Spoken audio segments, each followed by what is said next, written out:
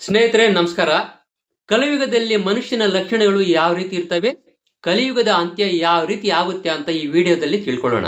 ಕಲಿಯುಗದಲ್ಲಿ ಪ್ರಮುಖವಾಗಿ ಮನುಷ್ಯನಲ್ಲಿ ಎರಡು ಲಕ್ಷಣಗಳು ಉಟ್ಕೊಳ್ತವೆ: ಅಪಾರವಾದ ಬಯಕೆಗಳು, ವಿಪರೀತವಾದ ಕೋಪ. ಯಾರು ಸಹ ತಾನು ಮಾಡಿದ ತಪ್ಪನ್ನು ಒಪ್ಕೊಳ್ಳೋದಿಲ್ಲ.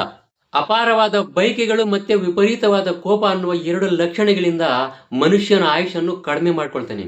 ಈ ಅಪಾರವಾದ ಕೋಪ ಮತ್ತೆ ಬಯಕೆಗಳಿಂದ ಮನುಷ್ಯ ವಿಪರೀತವಾಗಿ ತಿರುಗಾಡೋದ್ರಿಂದ ಬರಬಾರದಂತಹ ಭಯಂಕರ ರೋಗಗಳು ಬರೋದಕ್ಕೆ ಕಾರಣ ಆಗುತ್ತೆ.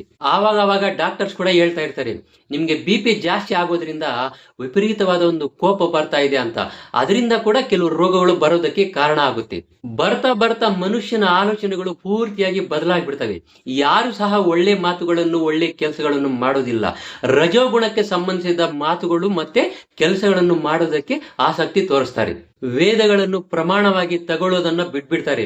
ವೇದಗಳು, ಶಾಸ್ತ್ರಗಳು, ಇತಿಹಾಸಗಳು, ಪುರಾಣಗಳು ಇವೆಲ್ಲ ಬರೀ ಸುಳ್ಳು, ನಿಜ ಅಲ್ಲ ಅಂತ ಹೇಳುವಂತ ಜನ ಸೃಷ್ಟಿ ಆಗ್ತಾರೆ. ಅವರ ಮಾತಿನಂತ ಅವ್ರಿಗೆ ಹೇಳಿದ್ದೆಲ್ಲ ಸತ್ಯ ಅಂತ ನಂಬುವಂತ ಜನ ಕೂಡ ಅವರನ್ನೇ ಅನುಸರಿಸೋದಕ್ಕೆ ಶುರು ಮಾಡ್ತಾರೆ. ಕೋಟ್ಯಾಂತರ ಜನ್ಮಗಳ ಅದೃಷ್ಟದಿಂದ ವೇದಗಳು, ಶಾಸ್ತ್ರಗಳು ಪ್ರಮಾಣ ಅಂತ ನಂಬಿ, ಅವೇ ಸತ್ಯ ಅಂತ ನಂಬಿ ಬದುಕ್ತಾ ಇರುವಂತಹ ವ್ಯಕ್ತಿಗಳು ಕೂಡ ಆ ವೇದಗಳನ್ನು, ಪುರಾಣಗಳನ್ನು ಬಿಟ್ಬಿಡ್ತಾರೆ. ಅದೇ ರೀತಿ ಆಚಾರ ವಿಚಾರಗಳನ್ನು ಸಹ ಬಿಟ್ಬಿಡ್ತಾರೆ. ಆಚಾರ ವಿಚಾರಗಳು ಅವಶ್ಯಕತೆ ಇಲ್ಲದೆ ಇರುವಂತಹ ಪೂಜೆ ಪುನಸ್ಕಾರಗಳನ್ನು ಮಾಡೋದಕ್ಕೆ ಆಸಕ್ತಿ ತೋರಿಸ್ತಾರೆ. ಆ ರೀತಿಯ ಆಚಾರ ವಿಚಾರಗಳನ್ನು ಪಕ್ಕಕ್ಕೆ ಇಟ್ಬಿಟ್ಟು ಅವುಗಳ ಅವಶ್ಯಕತೆ ಇಲ್ಲ ಅಂತ ನಂಬಿ ಮಾಡುವಂತ ಒಂದು ಪೂಜೆ ಪುನಸ್ಕಾರಗಳಿಂದ ಅಪಾಯ ಮತ್ತು ತೊಂದರೆ ಬರುತ್ತೆ ಅನ್ನೋ ವಿಷಯವನ್ನು ಕೂಡ ಮರ್ತೋಗ್ತಾರೆ. ಮನಸ್ಸು ಶುದ್ಧಿಯಾಗಿರೋದಿಲ್ಲ. ಆಚಾರ ವಿಚಾರಗಳಿಗೆ ಸಂಬಂಧ ಇಲ್ಲದೆ ಇರುವ ವಿಷಯಗಳನ್ನು ತಿಳ್ಕೊಳ್ಳೋದಕ್ಕೆ ಆಸಕ್ತಿಯನ್ನು ತೋರಿಸ್ತಾರೆ. ಆಚಾರ ವಿಚಾರಗಳು ಮನಸ್ಸನ್ನು ಸಂಸ್ಕರಿಸುತ್ತವೆ ಅನ್ನುವ ವಿಷಯವನ್ನು ಕೂಡ ಜನ ಮರೆತೋಗ್ತಾರೆ. ಅದರಿಂದ ಮನುಷ್ಯ ತಾನು ಪಡೆಯಬೇಕಾಗಿರುವ ಒಂದು ಸ್ಥಿತಿಯನ್ನು ಪಡೆಯದೆ ಅಧೋಗತಿಗೆ ಬಂದ್ಬಿಡ್ತಾನೆ. ಮನುಷ್ಯ ಇಂದ್ರಿಯಗಳಿಗೆ ಸೋತ್ಬಿಟ್ಟು ಪೂರ್ತಿ ಪ್ರಮಾಣದಲ್ಲಿ ಶರಣಾಗ್ಬಿಡ್ತಾನೆ. ಇಂದ್ರಿಯಗಳನ್ನು ಸುಖವನ್ನಾಗಿ ಇಡೋದಕ್ಕೋಸ್ಕರನೇ ಬದುಕ್ತಾನೆ. ಅವುಗಳ ಸುಖಕ್ಕೋಸ್ಕರ ಎಷ್ಟು ದೂರ ಆದ್ರೂ ಹೋಗ್ತಾನೆ, ಏನ್ ಕೆಲಸ ಬೇಕಾದ್ರೂ ಮಾಡ್ತಾನೆ. ಮಾಡಬಾರ್ದ ಪಾಪಗಳನ್ನೆಲ್ಲ ಮಾಡೋದಕ್ಕೂ ಕೂಡ ಹಿಂಜರಿಯಲ್ಲ. ಮನುಷ್ಯರನ್ನು ಕಾಪಾಡಬೇಕಾದ ಜನ ನಾಯಕರೇ ಸತ್ಯ, ಧರ್ಮ, ನ್ಯಾಯ, ಮಾನವೀಯತೆ ಇವೆಲ್ಲನ್ನು ಬಿಟ್ಬಿಟ್ಟು ರಾಕ್ಷಸನಂತೆ ವರ್ತನೆ ಮಾಡಿ ಜನರನ್ನು ಆಳುಗಳಂತೆ ನೋಡೋದಕ್ಕೆ ಶುರು ಮಾಡ್ತಾನೆ. ಯಾರಿಗೂ ಅಷ್ಟೇ ಯೋಗ್ಯತೆಗೆ ಅನುಸಾರವಾಗಿ, ಪಾಂಡಿತ್ಯಕ್ಕೆ ಅನುಸಾರವಾಗಿ ಮರ್ಯಾದೆ, ಗೌರವ ಅನ್ನೋದು ಕೊಡೋದಿಲ್ಲ.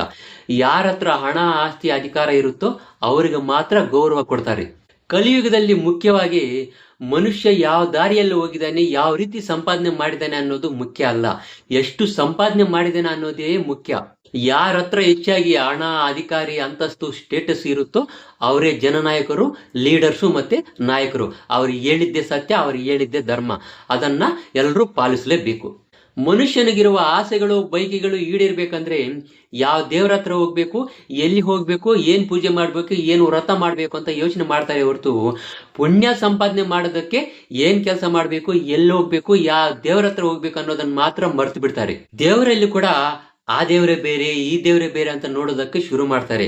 ಒಬ್ಬನಾಗಿರ್ತಕ್ಕಂಥ ಭಗವಂತನನ್ನ ಆ ಜಾತಿಯವರು ಆ ದೇವರನ್ನೇ ಪೂಜೆ ಮಾಡಬೇಕು, ಈ ಜಾತಿಯವರು ಈ ದೇವರನ್ನೇ ಪೂಜೆ ಮಾಡಬೇಕು ಅಂತ ದೇವರನ್ನು ಕೂಡ ಚೂರು ಮಾಡಿಬಿಟ್ಟು ಪ್ರಸಾದವನ್ನು ಹಂಚ್ಕೊಂಡಂಗೆ ಹಂಚ್ಕೊಂಡು ಬಿಡ್ತಾರೆ.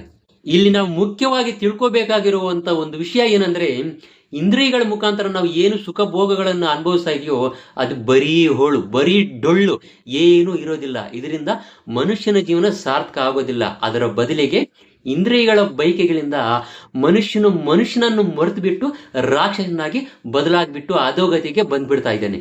ಸತ್ಯವನ್ನು ಪೂರ್ತಿ ಪ್ರಮಾಣದಲ್ಲಿ ಬಿಟ್ಬಿಡ್ತಾರೆ. ಸತ್ಯವನ್ನು ಬಿಟ್ಟಿರೋ ಒಂದು ಕಾರಣದಿಂದ ಆಯುಷು ಕಡಿಮೆ ಆಗೋಗಿರುತ್ತೆ. ಆಯುಷು ಕಡಿಮೆ ಆಗೋದ್ರಿಂದ ಒಳ್ಳೆ ವಿಷಯಗಳನ್ನು, ಸತ್ಯವನ್ನು ತಿಳ್ಕೊಳ್ಳೋದಕ್ಕೆ ಸಾಧ್ಯ ಆಗ್ತಾ ಇಲ್ಲ. ಒಳ್ಳೆ ವಿಷಯಗಳನ್ನು ತಿಳ್ಕೊಳ್ಳೋದಕ್ಕೆ ಆಗ್ಲಿಲ್ಲ ಅಂದ್ರೆ ಮೋಹ ಹೆಚ್ಚಾಗುತ್ತೆ. ಮೋಹದಿಂದ ಲೋಭ ಹೆಚ್ಚಾಗುತ್ತೆ. ಲೋಭದಿಂದ ಕಾಮ ಹೆಚ್ಚಾಗುತ್ತೆ. ಕಾಮದಿಂದ ಕ್ರೋಧ ಹೆಚ್ಚಾಗುತ್ತೆ. ಕ್ರೋಧದಿಂದ ವೈರತ್ವ, ಶತ್ರುತ್ವ ಉಟ್ಕೊಳ್ಳುತ್ತೆ. ಈ ಶತ್ರುತ್ವ ಏನಾದ್ರೂ ಹೆಚ್ಚಾದ್ರೆ ಒಬ್ಬರನ್ನೊಬ್ಬರು ಹೊಡೆದಾಡ್ಕೊಂಡು ಸಾಯ್ತಾರೆ. ಇನ್ನೇನಾಗ್ಬೇಕು, ಸರ್ವನಾಶ ಆಗೋಯ್ತು. ಸುಗಂಧ ದ್ರವ್ಯಗಳ ಗುಣಮಟ್ಟ ಕಡಿಮೆ ಆಗೋದ್ರಿಂದ ಅವುಗಳಲ್ಲಿ ಸಿಗುವಂತ ಒಂದು ಸುಗಂಧ ಭರಿತ ಸುವಾಸನೆ ಕೂಡ ದೂರ ಆಗೋಗುತ್ತೆ. ಬೆಳೆಗಳು ಮತ್ತೆ ಇಳುವರಿ ಕೂಡ ಕಡಿಮೆ ಆಗೋಗುತ್ತೆ. ಹಸುಗಳನ್ನು ಸಾಕೋದು ಕಡಿಮೆ ಆಗೋಗುತ್ತೆ. ಕೇವಲ ಸಂಪಾದನೆಗೋಸ್ಕರ ಅಷ್ಟೇ ಮಾತ್ರ ಹಸುಗಳನ್ನು ಸಾಕ್ತಾರೆ. ಹಸುಗಳನ್ನು ಸಾಕೋದರ ಬದಲಿಗೆ ಮನೆಗಳಲ್ಲಿ ನಾಯಿಗಳನ್ನು ಸಾಕೋದಕ್ಕೆ ಶುರು ಮಾಡ್ಕೊಳ್ತಾರೆ. ಪ್ರತಿಯೊಂದು ಮನೆಯಲ್ಲೂ ಒಂದು ನಾಯಿ ಇರುತ್ತೆ. ಅದೇ ರೀತಿ ಪ್ರತಿಯೊಂದು ಮನೆಯಲ್ಲೂ ಒಂದು ಹಸು ಇರೋದಿಲ್ಲ. ನಾಯಿಗಳು ಹಸುಗಳನ್ನ ಓಡಿಸ್ಕೊಂಡು ಹೋಗ್ತಾ ಇರ್ತಾರೆ. ಎಲ್ಲರೂ ನೋಡ್ಕೊಂಡು ಇರ್ತಾರೆ ಹೊರತು ಆ ನಾಯಿಗಳನ್ನು ಯಾರು ಓಡಿಸೋದಿಲ್ಲ. ಅದೇ ರೀತಿ ಬರ್ತಾ ಬರ್ತಾ ಹಸುಗಳು ಕಡಿಮೆ ಆಗೋಗುತ್ತೆ. ಹಸುಗಳ ಹಾಲು ಕುಡಿಯೋರು ಕಡಿಮೆ ಆಗೋಗುತ್ತೆ. ಹಸುಗಳ ಹಾಲು ಕುಡಿಯೋದ್ರಿಂದ ಬುದ್ಧಿಶಕ್ತಿ ಹೆಚ್ಚಾಗುತ್ತೆ, ಮತ್ತೆ ದೇವತೆಗಳ ಅನುಗ್ರಹ ಅನ್ನೋದು ಸಿಗುತ್ತಾ ಅನ್ನೋ ಒಂದು ವಿಷಯವನ್ನು ಕೂಡ ಮರ್ತು ಹೋಗ್ತಾರೆ.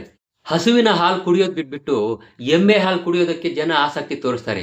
ಮರಗಿಡಗಳಲ್ಲಿ ಹೂಗಳು ಹಣ್ಣುಗಳು ಇರೋದಿಲ್ಲ ಅಂತ ಕಾಲ ಬರುತ್ತೆ.